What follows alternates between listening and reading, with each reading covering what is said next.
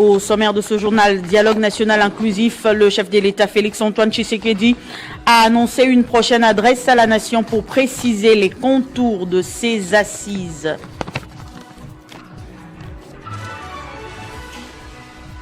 Autre titre, le comité de suivi des prix des produits pétroliers a certifié plus de 146 millions de dollars des pertes et manques à gagner enregistrés par les sociétés pétrolières au deuxième trimestre 2026. Malgré la hausse des cours internationaux, le gouvernement affirme avoir maintenu la stabilité des prix à la pompe pour préserver le pouvoir d'achat. Rentrée scolaire, la ministre de l'Éducation nationale, Raissa Malou, s'assure des préparatifs.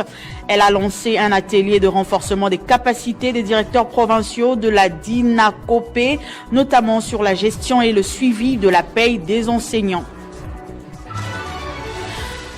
À suivre également dans ce journal, célébration de la Journée internationale de la jeunesse à l'AFDC. Le président national statutaire de ce parti a appelé les jeunes à faire bloc derrière le chef de l'État Félix Tshisekedi. Le sénateur professeur Modeste Bahati Lukwebo a également saisi cette occasion pour saluer la détermination dont fait montre le président de la République dans la recherche de la restauration de la paix dans la partie est du pays. Et puis les actions sociales et humanitaires de la Fondation Caliste Mounana ont ému le couple Kassamba ce lundi lors d'une visite guidée par sa présidente Nathalie Aziza Mounana au siège de la Fondation à Kinshasa. L'info, c'est l'heure sur Télé 50. Bienvenue à tous. Je l'annonçais au sommaire. Le président de la République, Félix-Antoine Tshisekedi Tshilombo, a annoncé dimanche une prochaine adresse à la nation pour préciser les contours du dialogue national inclusif lors d'un échange avec la diaspora congolaise à Libreville à l'occasion d'une visite officielle au Gabon. Congolaises, Congolais, mes très chers compatriotes. L'annonce du président Félix-Antoine Tshisekedi Tshilombo intervient alors que l'idée d'un dialogue politique fait l'objet de nombreuses discussions en République démocratique du Congo. Le chef de l'État avait déjà exprimé son ouverture à un processus destiné à favoriser des échanges entre les différentes composantes de la société civile. La prochaine adresse présidentielle est donc particulièrement attendue. Elle devrait permettre de répondre à plusieurs interrogations. Quels seront les acteurs conviés autour de la table? Quel sera le cadre institutionnel du dialogue? Quels seront les sujets inscrits à l'ordre du jour? Et surtout, quelles seront les garanties permettant d'assurer son caractère réellement inclusif? L'annonce intervient dans un climat politique et institutionnel particulièrement sensible.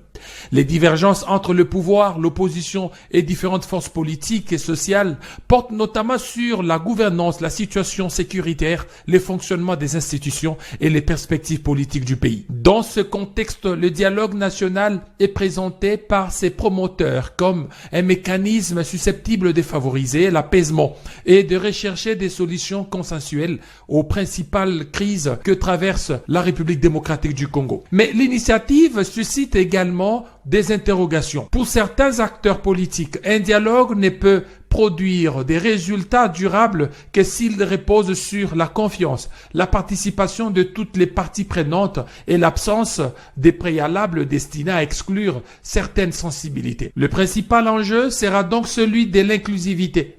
Dans le contexte congolais, le terme dialogue inclusif implique nécessairement une clarification sur les critères de participation. L'enjeu ne sera pas seulement de réunir des responsables politiques, mais également de déterminer comment seront représentées les différentes sensibilités de l'opposition, la société civile, les confessions religieuses, les organisations de jeunes et d'autres forces politiques et sociales. Je vous remercie. Et puis le débat autour du dialogue inclusif reste au cœur de l'actualité. Une frange de la coalition citoyenne pour la nation s'oppose à la participation de ceux qui ont pris les armes disposant des agendas cachés qui visent les intérêts des ennemis du Congo. S'agissant du dialogue, nous sommes d'accord pour le dialogue. Nous pensons que c'est une vertu qu'il faut cultiver dans notre société, mais pas à n'importe quel prix. Les dialogues de brassage, les dialogues de mixage. Nous ne voulons même pas nous asseoir avec ces hommes et ces femmes qui avaient cette possibilité de dialogue, qui ne l'ont pas utilisée, mais qui ont préféré prendre les armes. Nous pensons que c'est au niveau de la justice que cette question devra d'abord être réglée avant de nous revenir à la table. Donc, nous ne sommes pas prêts à participer à un dialogue avec tous ces hommes et ces femmes qui ont tué des Congolais, alors qu'il y avait la possibilité de trouver la solution sans armes.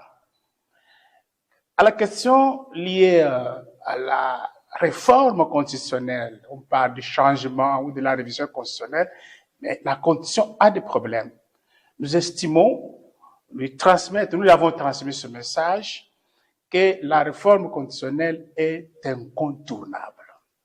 Et que nous sommes là juste pour nous rappeler que nous ne voulons pas de n'importe quelle réforme, mais la réforme qui place le peuple congolais, le souverain primaire, au centre et au cœur même du débat.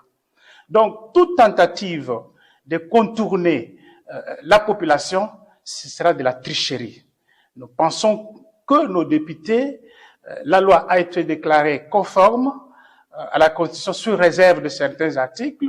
On venait de la renvoyer au niveau de 2 chambres. Nous pensons que la session qui va s'ouvrir très bientôt, l'ordre du jour, sera également consacré en priorité à cette loi de référendum qui donne la possibilité au peuple de s'exprimer, qui donne la possibilité au peuple de donner l'orientation qu'il veut pour son avenir. Donc, sur ce point, nous sommes engagés à continuer à réclamer cette loi qui doit nous donner un instrument juridique, qui doit nous donner le moyen de nous exprimer. Donc, la réforme constitutionnelle, nous pensons que la parole, et le dernier mot d'ailleurs, doit revenir au peuple. Dans l'actualité également, le procureur général près la Cour de cassation Firmin Vondé a instruit ce lundi les officiers de la police judiciaire à compétence générale de rechercher activement les auteurs d'infractions commises sur les réseaux sociaux.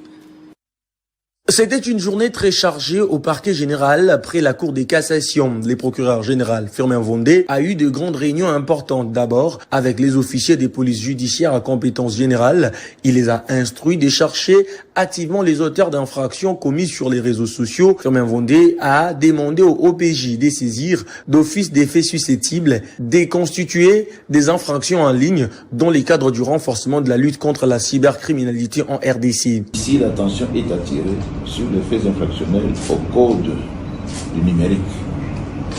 À ce sujet, j'ai pris une instruction. Vous demandant de pouvoir vous mettre à la tâche et de vous saisir d'office, je dis bien d'office. N'attendez pas qu'il y ait une plainte, et c'est cela, répondre à la mission légale qui vous est dévolue, de rechercher. Au sortir de cette réunion, le commissaire général adjoint chargé de la police judiciaire, Balepoukia Mouakadi, a indiqué que même les auteurs des dérapages se trouvant à l'étranger auront la police à leur trousse. Que les commandes mortels, les infracteurs qui, à tout moment, sont en train de salir la réputation des autorités, des Congolais, ils auront la police judiciaire sur leur trousse. Juste après, il a également reçu la délégation de la police judiciaire du parquet. Il s'est entretenu avec eux également sur les mêmes sujets. Depuis un certain temps, les réseaux sociaux sont devenus une véritable zone de non-droit. À longueur de journée, les insultes et propos jugés diffamatoires se multiplient. Acteurs politiques, personnalités publiques, pasteurs, mais aussi simples citoyens sont régulièrement pris pour cible dans des publications ou des vidéos devenues virales.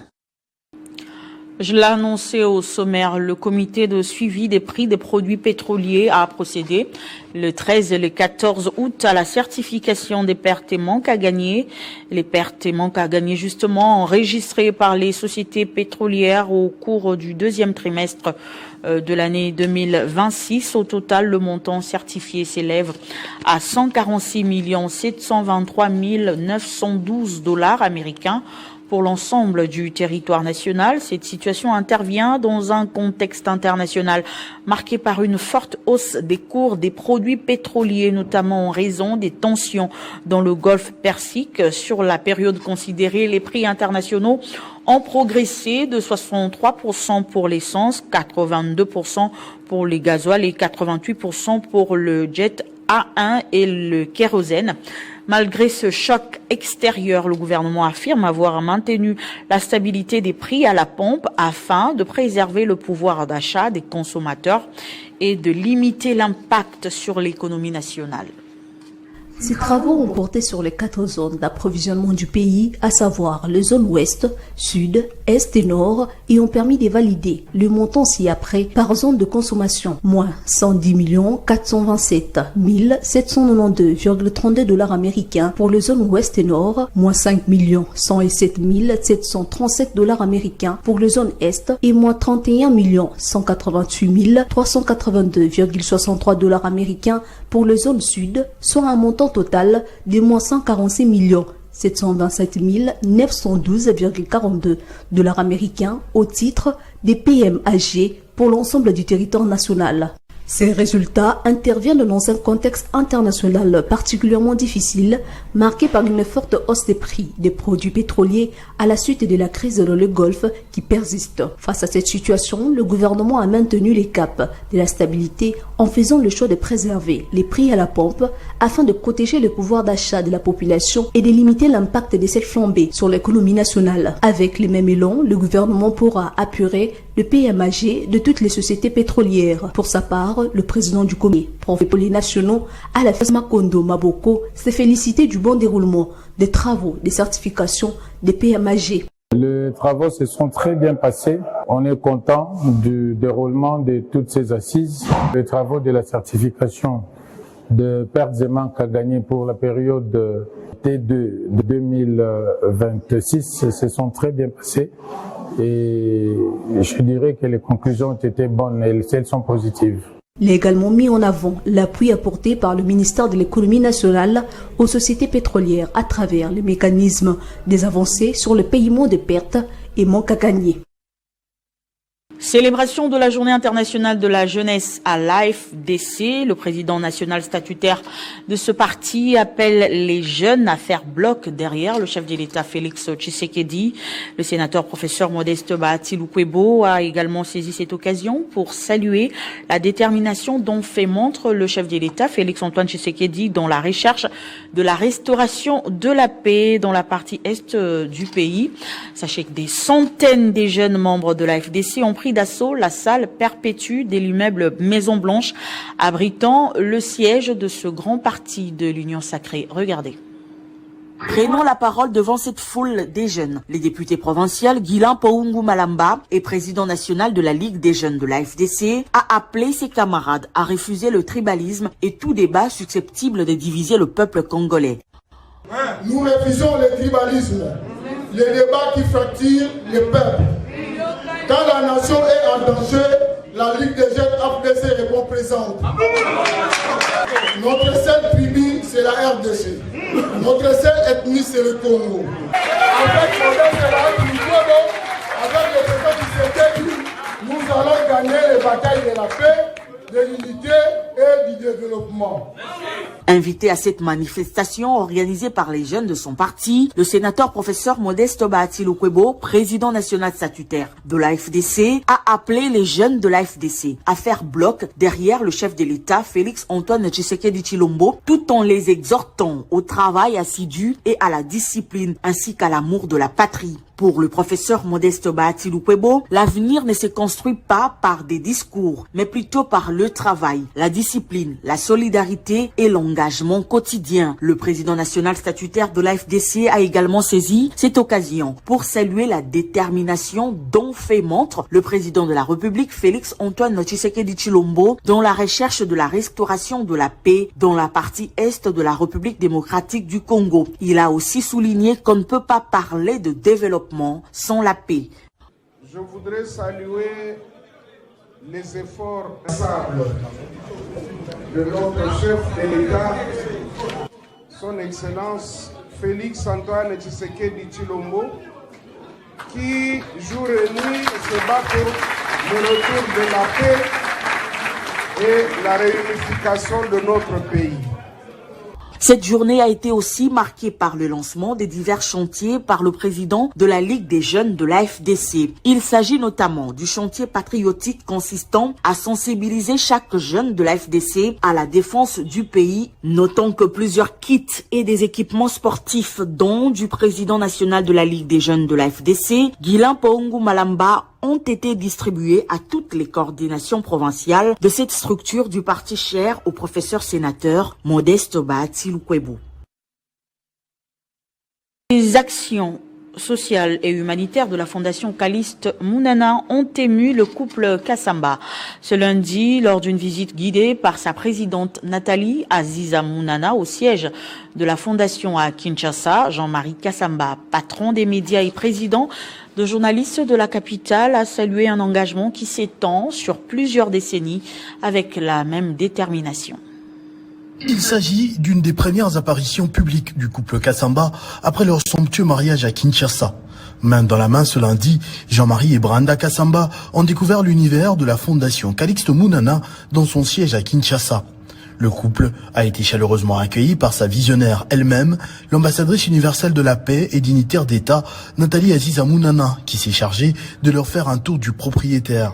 Une visite guidée dans le bureau minutieusement rangé avec des murs qui racontent une des plus belles histoires du pays au domaine de l'engagement pour les autres, les veuves, les orphelins, les personnes vivant avec handicap. Jean-Marie Kassamba, président des journalistes de Kinshasa et figure très respectée au pays, se dit séduit par l'engagement, la solidarité et la promotion de l'humain qui font partie des valeurs de cette fondation depuis bientôt 40 ans.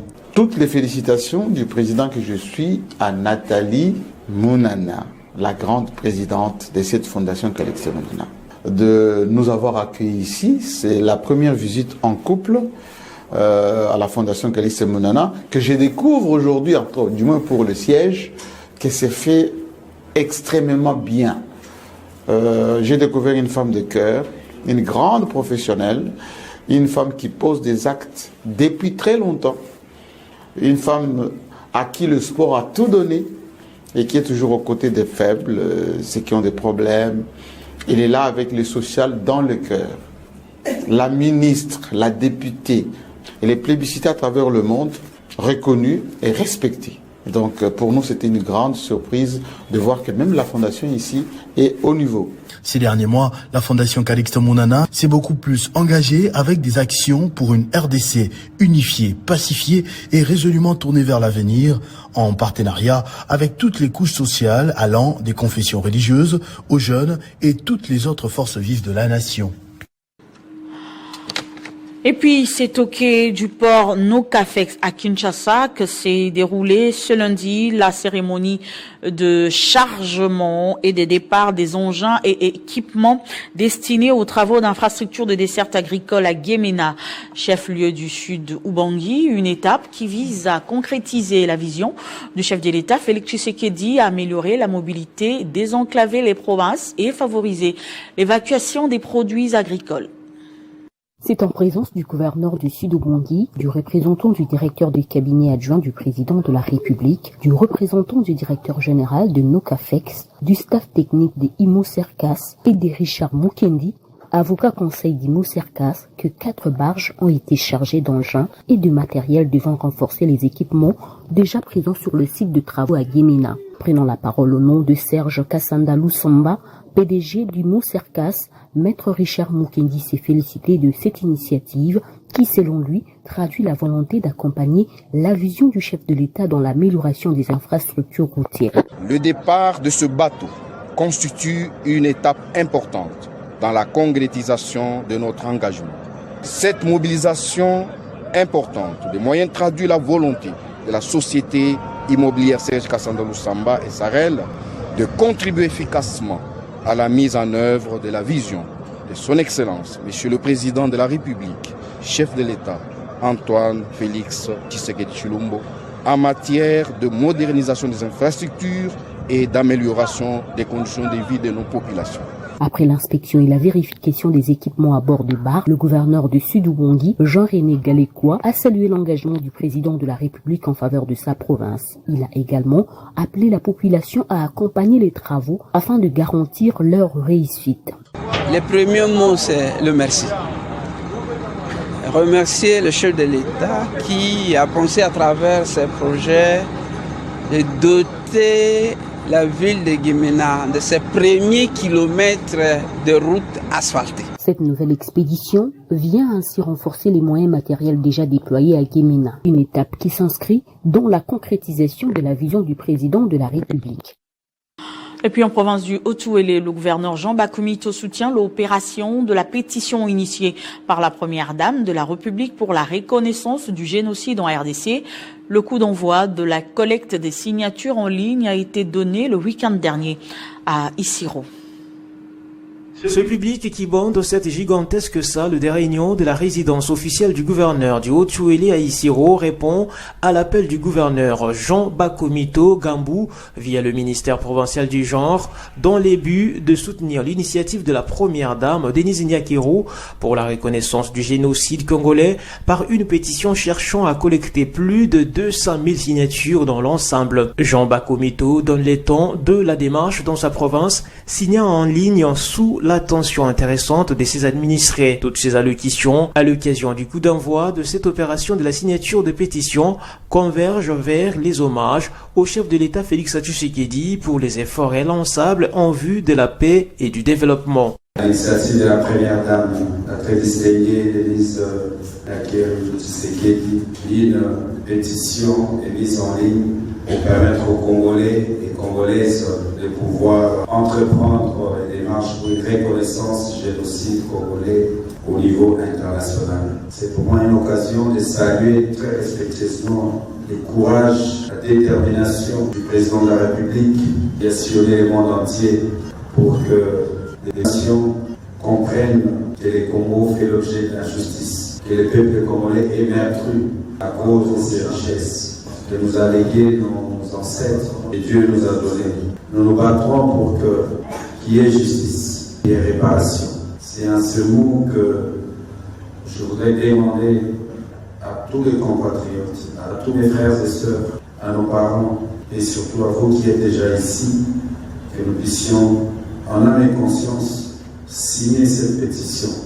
Un autre moment fort de cette activité, c'est aussi cet instant où le gouverneur Jean Bakoumito Gambou fait applaudir spontanément cette initiative apportée au sommet par la première dame de la République pour la reconnaissance et la réparation du génocide en République démocratique du Congo. Après les instructions du chef de l'État, Félix Tshisekedi, lors de la 96e Conseil des ministres consistant à prendre des mesures pour l'effectivité de la rentrée scolaire, la ministre Raissa Malou veut se rendre compte de l'effectivité sur terrain. C'est dans ce cadre qu'elle a lancé l'atelier de renforcement des capacités de directeurs provinciaux de la DINACOPE, atelier qui vise à améliorer la gestion et le suivi de la préparation de la paie des enseignants. À quelques jours de la rentrée scolaire 2026-2027, la ministre de l'Éducation nationale et Nouvelle Citoyenneté, Raissa Malou, a lancé à Kinshasa l'atelier de renforcement des capacités des directeurs provinciaux de la Direction nationale des contrôles, des préparations de la paie et des contrôles des effectifs des enseignants. Dans son mot, Raissa Malou a souligné qu'une administration performante doit être organisée pour prévenir et détecter rapidement les erreurs, rappelant l'importance de la fiabilité de l'information dans la gestion du système éducatif. La ministre de l'Éducation a appelé les directeurs provinciaux à faire preuve de rigueur, d'intégrité, d'impartialité et de sens du service public afin de traduire les acquis de l'atelier en changements concrets. J'attends donc d'un directeur provincial de la DINACOPE compétence, intégrité, rigueur, impartialité, célérité et sens du service public. Vous devez résister aux pressions, refuser les arrangements et protéger l'intégrité des fichiers placés sur votre responsabilité. Une donnée erronée peut priver un enseignant de son salaire. Une donnée manipulée peut faire supporter à l'État une dépense injustifiée. La donnée que vous validez engage l'État. Votre responsabilité est donc personnelle. Cet atelier doit ainsi déboucher sur des changements concrets, des effectifs mieux maîtrisés, des fichiers plus fiables, des dossiers traités plus rapidement, une meilleure circulation de l'information et une capacité accrue à prévenir les incidents. Le secrétaire général d'éducation nationale, Juvenal Sanga, est lui revenu sur le rôle primordial de cette structure. Il a promis de veiller à la bonne gouvernance de la Dinakopé. Pour Vital Lumbala de la Dinakopé, cet atelier constitue une étape majeure dans la consolidation de la gouvernance à la Dinakopé. À noter que jusqu'au 22 août, les participants renforceront leurs compétences en matière de maîtrise des effectifs, des fiabilités des fichiers et d'amélioration de la qualité de la paye des enseignants. Le Comité national de la dynamique des femmes leaders pour le changement, dirigé par la députée nationale Dominique Munongo Inamizi, a procédé à l'installation officielle du comité provincial de cette plateforme politique. Le centre pastoral diocésain Monseigneur Jean-Pierre Tafunga de Lubumbashi a servi de cadre à la matinée d'échange organisée par la dynamique des femmes leaders de l'opposition pour les changements d'IFLOC. Les femmes de partis politiques, de l'opposition, de la société civile, leaders d'opinion, hommes genrés se sont jointes à cette rencontre de haute portée politique et stratégique. Une première dans sa trempe. Prenant la parole pour les mots des circonstances, la présidente nationale de cette plateforme politique, l'honorable princesse Dominique Munongo Inamizi, qui du reste est largement étendue sur les origines de cette plateforme politique, ses objectifs et ses ambitions. Des femmes leaders de l'opposition pour le changement est née d'un constat et d'une volonté partagée entre l'honorable Bijou Ngoya et moi-même, celui de voir les femmes de l'opposition davantage présentes, davantage organisées. Notre engagement ne peut être détaché des réalités de notre pays. La paix et la sécurité, l'éducation, l'emploi des jeunes, l'autonomisation économique des femmes, la gouvernance, la participation citoyenne et la cohésion nationale sont autant de sujets qui doivent nous interpeller. Un monde des circonstances riches qui a été talonné par une série de témoignages des femmes politiques, dont Madame Antoinette Bilali, deuxième vice-présidente de cette plateforme politique, qui a brisé les stéréotypes qui freinent l'entrée des femmes congolaises en politique. Faire la politique autrement, la première vice-présidente, la sénatrice honoraire Bijou Ngoya, y a martelé. S'alignant derrière la coalition C64, les femmes de la DIFLOC ont, à travers une déclaration politique lue, séance tenante, dit non au changement de la Constitution. Notre engagement repose sur des valeurs républicaines qui constituent le socle de chacune de nos actions. À cet effet, la DIFLOC dit non au changement de la Constitution acquise chèrement au terme d'une longue transition politique, à la balkanisation du pays alimentée par les conflits armés récurrents, l'instabilité et l'exploitation illégale de ressources naturelles du pays. À Lubumbashi, chef-lieu de la province du Haut-Katanga, les femmes leaders de l'opposition pour les changements ont lancé une ambition. Le Pullman Hotel a servi de cadre à la présentation officielle de l'ouvrage intitulé « Droit judiciaire congolais, innovation et incidents de procédure », un ouvrage de 450 pages signé par le professeur Mouchi Bonane qui analyse les mutations du système judiciaire congolais et les différents incidents susceptibles de subvenir au cours d'une instance, y compris en matière arbitrale. La cérémonie a été placée sous le parrainage du professeur Jean-Claude Chilumbai. C'est un nouvel apport à la littérature juridique congolaise. Droit judiciaire congolais, innovation et incidents de procédure, ouvrage de 450 pages publié aux éditions Espérance, a été présenté au public ce samedi 15 août au Pullman Hotel à Kinshasa. À travers 10 chapitres, le professeur Sylvanus Mouchi Bonane revient sur les changements intervenus dans l'organisation, le fonctionnement et la compétence des juridictions depuis l'éclatement de l'ancienne Cour suprême de justice à la suite de la Constitution du 18 février 2006. Autre accès développé dans cet ouvrage, les incidents susceptibles de survenir au cours d'une instance judiciaire, mais également dans les procédures arbitrales, notamment dans le contexte de l'intégration de la République démocratique du Congo dans l'espace juridique OHADA. Parrain de la cérémonie, le professeur Jean-Claude Chilumbai, premier vice-président de l'Assemblée nationale, a salué la démarche scientifique de l'auteur. Après avoir procédé au baptême de l'ouvrage, il a insisté sur la nécessité du respect des procédures, gage d'une justice permettant à chaque justiciable de faire valoir efficacement ses droits. Nous souhaitons franc succès sur le marché du livre. Pour l'auteur, cette publication se veut à la fois un outil de référence pour les praticiens du droit et une contribution au débat scientifique sur l'évolution de la justice congolaise. C'est pas n'importe quoi cet ouvrage-là. C'est de l'eau, soucier de la sécurité judiciaire, de ses biens de lui-même, sans procure pour ne serait-ce qu'en prendre quelques bribes qui lui permettraient de comprendre ce que lui rapportera son avocat ou son conseiller, normalement appelé avocat ou défenseur judiciaire là où ça existe encore. La cérémonie a réuni plusieurs personnalités, notamment des autorités, des scientifiques, des avocats et des magistrats, venus découvrir cet ouvrage consacré aux mutations du droit judiciaire congolais. Publié aux éditions Espérance, Droit judiciaire congolais, innovation et incidents de procédure, entend ainsi contribuer à la réflexion sur les évolutions institutionnelles et juridiques qui façonnent aujourd'hui le système judiciaire de la République démocratique du Congo.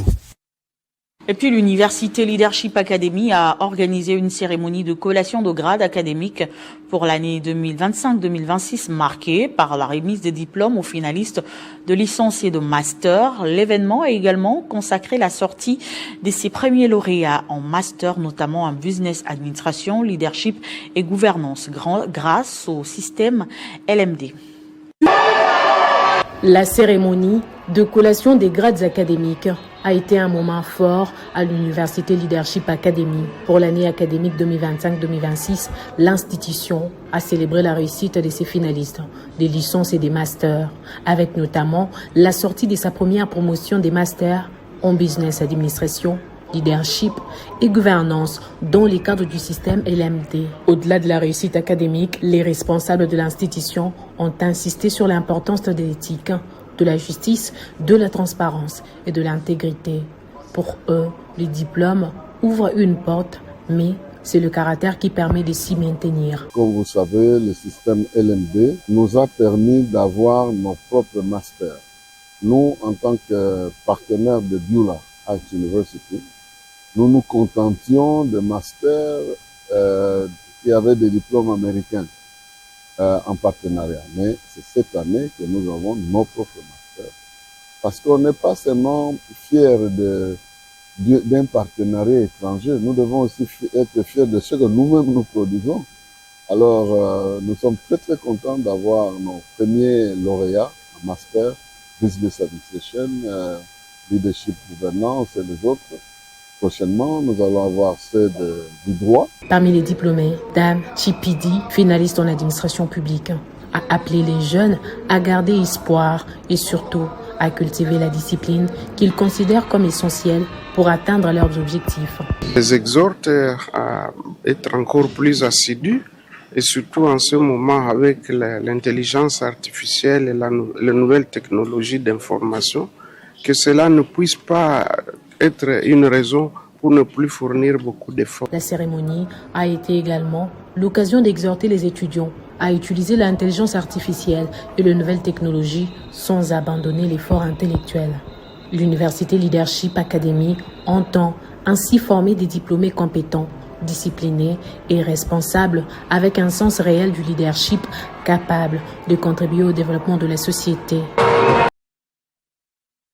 Aki Léonard, ancien directeur général de la RVA, a, après la défense de son mémoire, obtenu son diplôme de master en fiscalité avec la mention grande distinction à la Haute École du Commerce.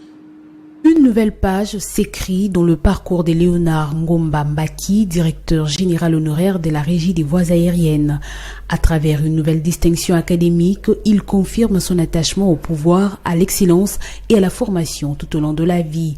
Après plusieurs années consacrées aux responsabilités professionnelles, l'ancien dirigeant de la RVA vient de décrocher, avec grande distinction, un master complémentaire en fiscalité à la Haute École de Kinshasa, anciennement appelée Institut supérieur de commerce, au terme de l'année académique 2025-2026. Obtenu le mardi 11 août 2026, ce diplôme est officiellement célébré ce samedi 15 août à l'occasion de la cérémonie de collation de grade académique.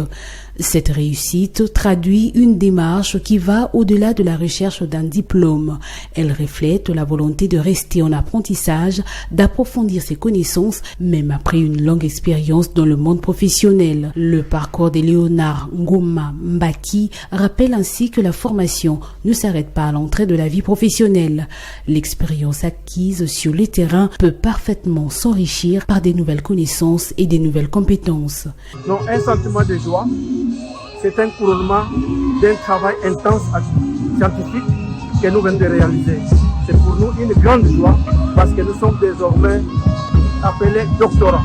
Cette nouvelle étape constitue également un message fort à l'endroit de la jeunesse. Le savoir demeure une richesse que l'on peut continuer à acquérir à chaque étape de la vie.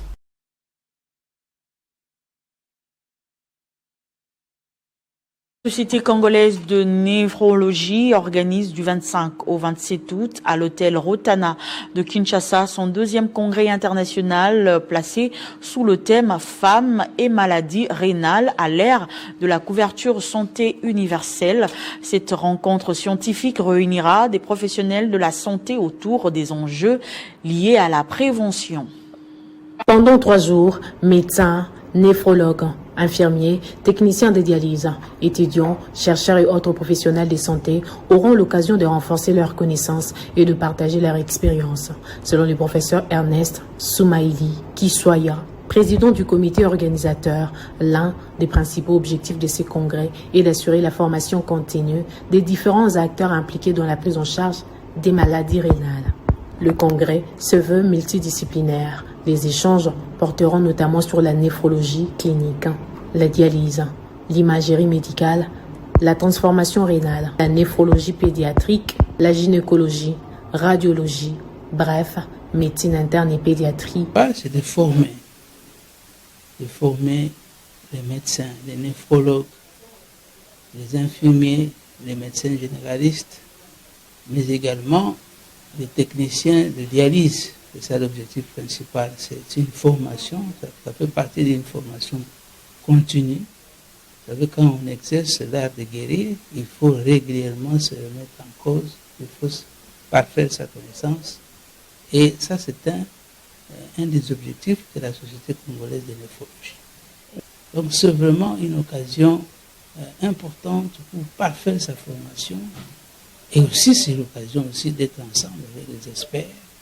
Et ensemble, nous allons construire la société, éradiquer, ou si vous voulez, nous allons prévenir la maladie rénale non seulement dans notre pays, mais pourquoi pas en Afrique et dans le monde. La femme au centre des échanges, la particularité de cette deuxième édition réside dans la place accordée à la santé rénale de la femme. En sport, pour finir, encadrement de la jeunesse, le tournoi Doudou Famba Likonde Libotaï s'est achevé sur une note de satisfaction. Ce tournoi a été organisé justement dans le cadre de l'encadrement et de la promotion de la jeunesse. Il a connu son épilogue ce dimanche 16 août au terrain Saldemi dans la commune de Massina dans le quartier Siforco. C'est un double événement pour l'association sans but lucratif, les Amis de Doudou Famba Likonde Libotaï. Cette structure qui soutient les actions du chef de l'État, Félix Antoine Tshisekedi, matérialisée par le ministre des Finances, a célébré à la fois la finale de son tournoi de football et ses 2 ans d'existence.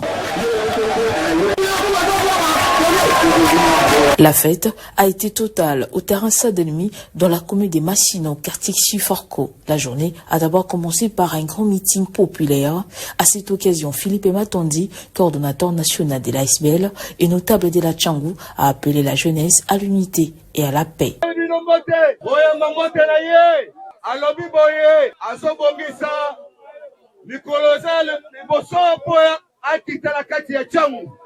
Mboka na biso ezali menacé epai ya bangunia epai ya ba Rwandais na ba M23 biso nyonso sengali tozala na nsima chef de l'État son excellence Félix Antoine Tshisekedi Tshilombo na kosenga na bino bana ya Tchangu s'il vous plaît bana ya Tchangu botika ko menacer bandeko na biso ya service national ezali wana pona ko assainir ville na biso botika ko menacer bango, il faut toyoka oyo bazo senga biso to sala pour être ville na biso ezala propre. Puis, place au sport avec le sacre de l'équipe Brésil, vainqueur de la finale face à l'équipe U20 sur le score d'un but à 0. Philippe Matanzi na waseli biso na kati ya district ya Changu. Merci à l'ematé à continuer toujours comme ça la biso to soutenir. Plusieurs prix ont été remis aux meilleurs de la compétition, sans oublier d'importantes sommes d'argent en plus du trophée. Et la grande surprise est venue de Philippe Matandi qui a offert plus de 45 motos aux jeunes. Objectif, le booster dans l'entrepreneuriat.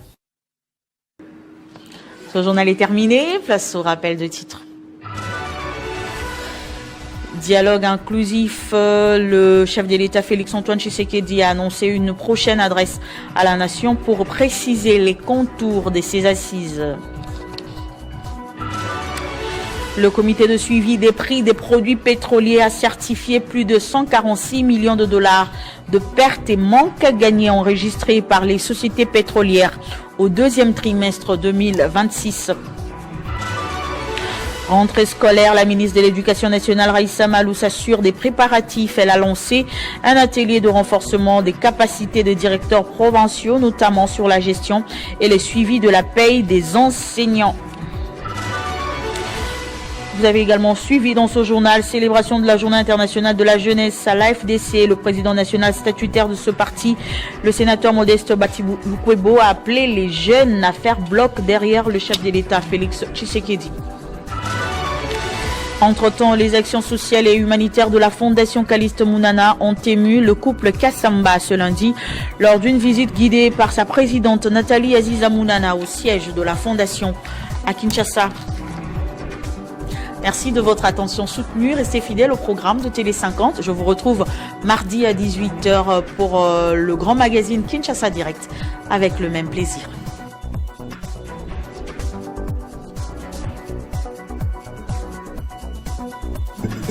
Retrouvez toute l'actualité en continu sur www.tele50.cd.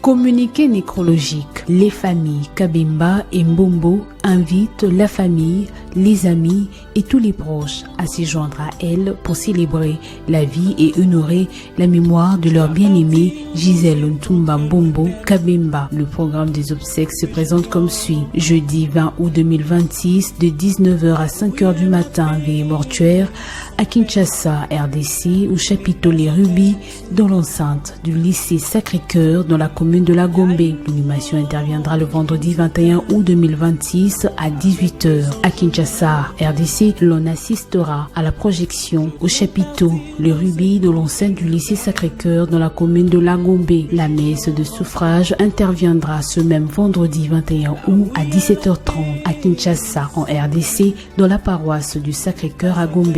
À 19h, bain de consolation à Kinshasa, RDC, au chapiteau Les Rubis, dans l'enceinte du lycée Sacré-Cœur, dans la commune de la Gombe. Ce communiqué tient lieu de faire part